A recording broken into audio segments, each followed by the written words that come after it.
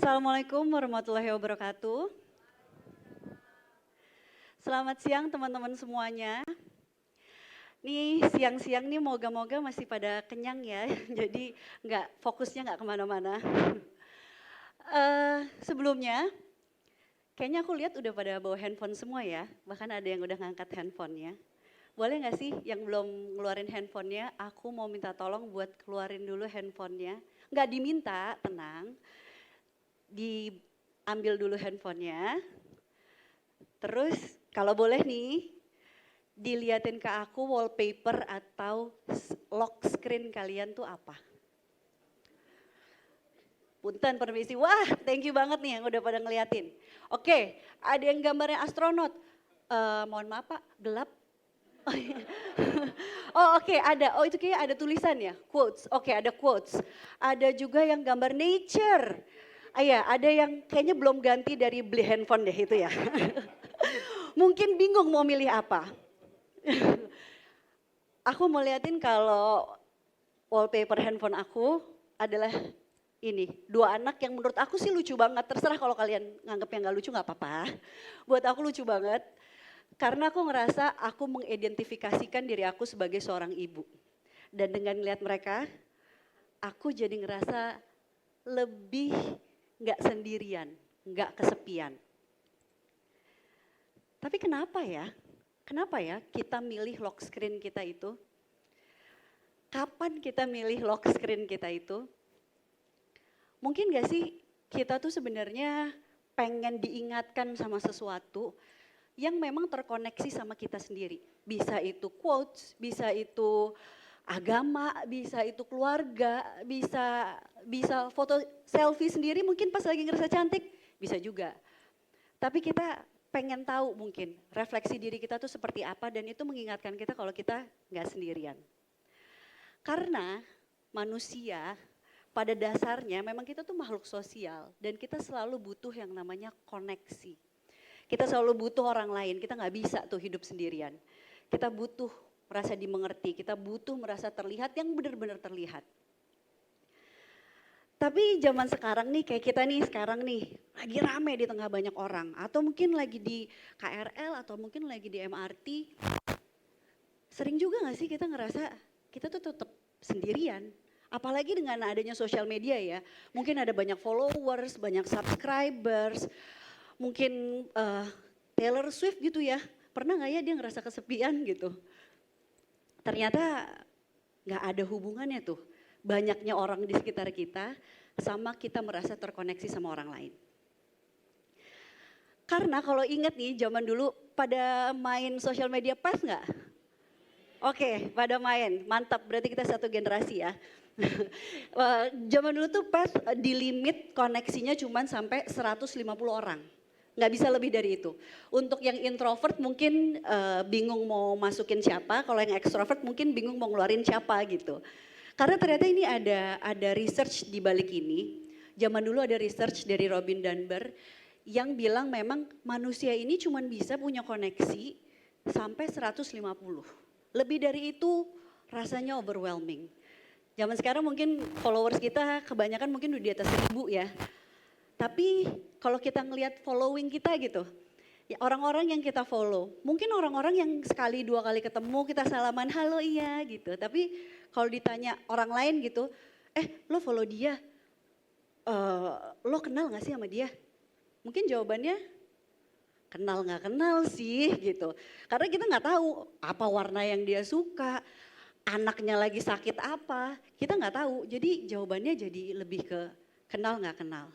Dan mungkin ini yang leads to atau bikin kita jadi merasa kesepian. Loneliness ini adalah perasaan di mana kita merasa hampa, kita merasa kesepian, dan itu rasanya nggak nyaman. Banyak banget orang yang mikir kalau misalkan jadi Lisa Blackpink gitu kayaknya ya, kayaknya nggak pernah dia ngerasa kesepian gitu, kan punya banyak followers, punya banyak subscribers. Tapi ternyata dari aku yang seorang psikolog dan punya lumayan banyak lah relasi public figure, ternyata yang namanya kesepian itu gak pandang bulu. Dia bisa datang kapan aja, di mana aja, lagi di ruangan ini, lagi di konser, lagi di mana, kita tuh bisa tetap ngerasa kesepian.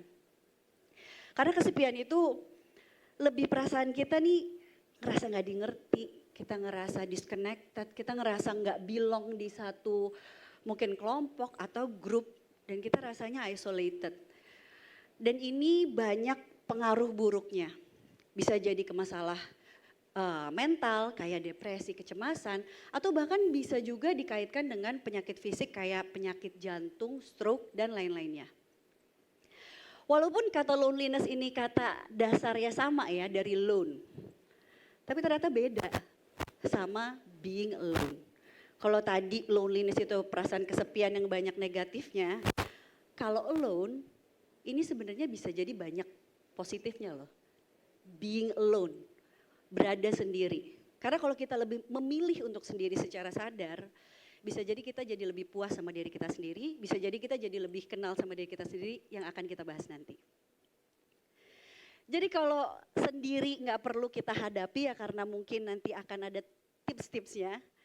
Tapi gimana ya caranya kita menghadapi kesepian tadi? Akan ada dua hal yang aku bahas. Yang pertama, not being alone. Mungkin simple kali ya, kayaknya kayak ya kalau nggak mau kesepian ya jangan sendirian gitu. Kayaknya simple, tapi ternyata nggak gitu juga gitu. Yang kedua aku akan bahas tentang being alone. Gimana sih caranya kita menikmati kesendirian. Mulai dari not being alone. Kayak tadi tuh, bisa jadi tuh kita lagi ada di konser, tapi tetap rasanya tuh pengen cepet-cepet pulang karena kita nggak kenal siapa-siapa, kita nggak tahu mau ngobrol sama siapa, atau kita lagi ada di satu acara reuni gitu misalnya, terus kayak aduh pengen cepet pulang ternyata udah pada nggak nyambung ya sama teman-teman lama gitu. Jadi bulan Mei lalu, punten ya mah cerita dulu sedikit. Aku diundang sebagai pembicara bareng sama mamaku tercinta, ke acara panel discussion yang judulnya Successful Path of Mother and Daughter. Apa yang kalian pikirkan? Wah sempurna banget ya hubungan orang tua anaknya gitu. Kayak oh keren banget ya gitu. Kayaknya gak pernah berantem deh gitu. Kayaknya ya enak terus ya, privilege banget gitu. Terus ini tuh tanggal 18 Mei, acaranya siang-siang. Di perjalanan tuh aku cemas banget. Karena sebenarnya sejujur-jujurnya dari 2 minggu sebelumnya aku tuh lagi berantem sama mama. Dan 2 minggu kita gak ngobrol karena aku gengsi ngubungin mama. Mohon maaf ya ma. Sampai yang biasanya aku kalau misalkan nitipin anak-anak ke mama gitu kalau lagi kerja aku sampai aduh nggak usah deh cari yang lain deh gitu. Biar deh repot pokoknya nggak usah nelfon mama gitu. Jadi itu insecurities aku kayak mau ngomongin tentang successful path padahal aku sendiri lagi unsuccessful nih hubungannya sama mama. Kayaknya tuh aduh fake banget nggak ya gitu. Ada nggak sih yang mau dengerin ngomongin kayak gini padahal kan nggak gitu gitu. Itu aku cemas banget. Tapi selama perjalanan ke sana dari rumah aku lumayan jauh lah gitu ya ke Spark Senayan. Aku emang datangnya mau mepet-mepet karena takut ketemu sama mama. Takut pas di sana nanti aduh kalau berantem gimana ya gitu. Jadinya aku mepet-mepet tapi perjalanannya panjang. Di situ Mas Bari suami aku nelpon aku. Mas Bari nelpon terus aku udah cuman aduh gimana ya mas, aduh gimana ya mas, aduh gimana ya mas gitu. Mas Bari di situ ngomong Cas, itu panggilnya Mas Bari ke aku. Gue paham sih lo lagi cemas banget, gue tahu banget masalah lo sama nyokap, gue ngerti pasti tegang, tapi tenang aja, you got this. Lo udah pernah jadi pembicara dan it's okay kalau lo lagi ngerasa gak baik-baik aja sekarang. Di situ rasanya kayak kerapuhan aku, insecurities aku, takut dibilang fake, takut dibilang segala macam tuh mereda banget. Karena aku ngerasa bisa dilihat dan diterima bahwa oh ya ternyata nggak harus sempurna-sempurna banget ya jadi manusia. Ternyata ya ini adalah satu perjalanan gitu. Kemudian waktunya aku di panggung bersama mama. Di sini aku pikir tadinya kalau ngomongin successful past tuh jadinya harus ngomongin yang bagian bahagia-bahagianya aja, bagian sukses-suksesnya aja gitu. Bagian kayak, keren banget ya gitu, punya hubungan yang kayak gitu. Tapi di situ aku jadi mikir kayaknya kalau ngomongin successful kita perlu juga loh ngomongin unsuccessfulnya, imperfectionnya, vulnerabilitiesnya. Yang aku dari dulu takutin adalah jadi anak yang durhaka. Dan di situ akhirnya aku share ke audience bahwa aku sering loh dari kecil dibilang sama mama anak yang pembangkang. Sering loh aku tuh dibilang jadi anak yang ngelawan. Dan itu rasanya nggak enak banget. Setelah aku being vulnerable, setelah aku merapuhkan diri di depan audience, ternyata audience tuh malah banyak yang nanya dan banyak yang cerita bahwa mereka pernah mengalami hal yang sama. Kita di situ jadi bisa lebih connect. Kita jadi ngerasa nggak sendirian. Dan itu ternyata powerful banget buat aku. Jadi kalau misalkan kita mau lepas dari kesepian itu kita nggak sendirian, ternyata nggak cuma nggak sendirian terus kita rame-rame aja, tapi kita perlu connect sama orang lain. Dan salah satu cara yang aku pelajarin yang paling manjur gitu ya untuk bisa connect sama orang lain adalah biarkan diri kita terlihat rapuh di depan orang lain. Karena kalau misalkan kita kelihatan yang sempurna-sempurnanya aja, orang lain malah ngelihat kita kayak ya idola aja gitu, kayak sesuatu yang sempurna terus. Sedangkan manusia juga perlu ngerasa dimengerti, manusia perlu tahu kalau kita punya kekurangan. Dan itu yang bikin orang lain juga, oh gue punya pengalaman yang sama nih, let's connect. Jadi kita bisa punya meaningful connection dengan orang lain. Yang kedua, being alone.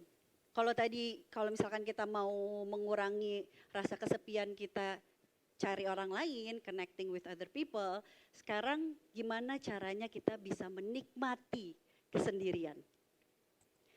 Karena at the end of the day kita cuma punya diri kita sendiri to rely on, jadi kita juga harus tahu nih seninya untuk menghadapi kesendirian. Dari mulai 2 bulan yang lalu, aku tuh mulai rajin lari. Ceritanya mau persiapan buat maraton. Awalnya susah banget sih bangun pagi karena aku punya insomnia dari belasan tahun ya Maya. Aku susah banget tidur karena kalau misalkan malam-malam nih, aku ternyata tuh masih punya banyak energi buat mikirin hal-hal yang gak penting, terus jadinya gak bisa tidur, terus besoknya gak produktif dan gitu terus. Ternyata setelah aku lari, aku tuh jadi tahu bahwa kalau misalkan aku capek fisik, malamnya aku jadi nggak ada waktu buat mikirin hal-hal yang nggak penting. Jadi aku bisa istirahat dengan lebih tenang. Tapi memang butuh 35 tahun sih untuk tahu itu. Lumayan lama ya. Karena ternyata dengan lari aku tuh bisa lari dari kerjaan, lari dari ngurus anak pagi-pagi biar Mas Bari aja yang ngurusin.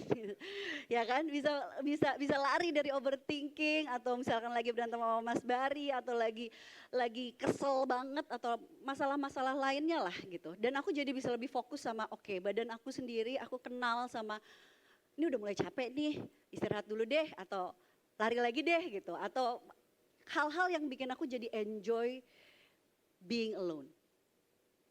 Tapi kalau tadi itu lari itu sesuatu yang emang aku pilih untuk menyendiri, ada juga waktu di mana aku terpaksa harus sendirian. Itu ketika aku sakit. Jadi biasanya nih kalau misalkan lagi sendirian, lagi kecapean gitu ya, aku tuh suka ngomong sama diri aku sendiri kayak, lo belum jadi Raffi Ahmad, masa gini aja udah capek gitu kan. Kayak wow, keras sekali kita ke diri kita sendiri ya kalau misalkan kita lagi capek. Karena di era yang harus produktif ini tuh rasanya kita suka jarang mendengarkan sinyal-sinyal kebutuhan diri kita sendiri. Jadinya malah sakit. Dan ternyata di situ karena aku dipaksa untuk istirahat, dipaksa untuk gak bisa ngapa-ngapain, ternyata aku mulai merasa enak ya ternyata bisa istirahat gitu. Enak ya bisa istirahat dari kerjaan, ya mau gak mau kerjanya jadi nunggu karena aku istirahat. Dari ngurus anak biar balik lagi biar aja Mas Bari gitu kan. Atau dari overthinking dan segala macam lainnya. Dan ketika aku udah nyaman nih istirahat, aku jadi lebih bisa ngomong yang lebih baik ke diri aku sendiri. Kalau yang tadi kayaknya ngerasanya harus produktif terus, sekarang jadi kayak it's okay loh Caca kalau butuh istirahat gitu. Aku jadi ngomong lebih baik ke diri aku sendiri. Kadang-kadang kalau misalkan kita ngomong sama temen gitu ya, temen lagi kecapean, kan nggak mungkin kan kita ngomong, ah lu kan belum jadi Raffi Ahmad gitu kan, enggak kan. Tapi kalau misalkan kita ngomong ke diri kita sendiri, kenapa sih pada keras banget gitu. Padahal kalau kita dengerin diri kita sendiri, mungkin kita jadi bisa lebih memenuhi kebutuhan diri kita sendiri. Jadi kalau tadi kita ketemu orang, kita connecting with other people, itu emang penting banget untuk kita socially connected sama orang lain. Tapi kita perlu juga loh disconnected dari orang lain dan lebih connect ke diri kita sendiri. Apa sih yang kita butuhkan? Emang susah sih kadang-kadang. Kadang-kadang kalau kita sendiri tuh pengennya cepet-cepet pergi, pengennya cepet-cepet cari temen gitu ya, pengen cepet-cepet curhat gitu. Tapi mungkin aja itu kita kabur sebenarnya. Kalau misalkan kita bisa lebih lihat ke diri kita sendiri, kita bisa lebih baik ke diri kita sendiri, mungkin kita juga bisa jadi lebih nyaman sama diri kita sendiri. So how to conquer loneliness? Ini dia pertanyaannya. Gimana ya kita bisa conquer loneliness? Ternyata kalau tadi kita ngomongin tentang vulnerable, kita rapuh ke orang lain dan juga kita rapuh ke diri kita sendiri, kita tuh butuh rasa percaya. Percaya itu ternyata adalah sebuah konstruk psikologi yang bisa didefinisikan dengan emotional willingness to appear vulnerable. Jadi sebenarnya nggak apa-apa kok vulnerable. Dan ketika kita vulnerable jangan jadi jahat ke diri kita sendiri gitu. Ketika kita vulnerable ya baik dong ke diri kita sendiri. Jadi kita perlu banget nih untuk percaya bahwa kita bisa menerima vulnerabilities kita sendiri. Ke diri kita sendiri, ke orang lain, dan mungkin untuk beberapa orang to a higher power. Jadi kalau misalkan kita lagi sendirian, kita bisa nih, sendiriannya bareng-bareng. Jadi kita ngerasa nggak kesepian. Dengan cara making a meaningful connection, dengan cara mungkin kita bisa be vulnerable duluan. Atau kita embrace diri kita sendiri dengan kita berbaik hati sama diri kita sendiri. Dan dengan kita berbaik hati ke diri kita sendiri, kita juga bisa jadi lebih baik dan menyebarkan kebaikan ke banyak orang. Sekian dari saya, Caca Tengker. Terima kasih. Assalamualaikum warahmatullahi wabarakatuh. Thank you. Thank you. Thank you.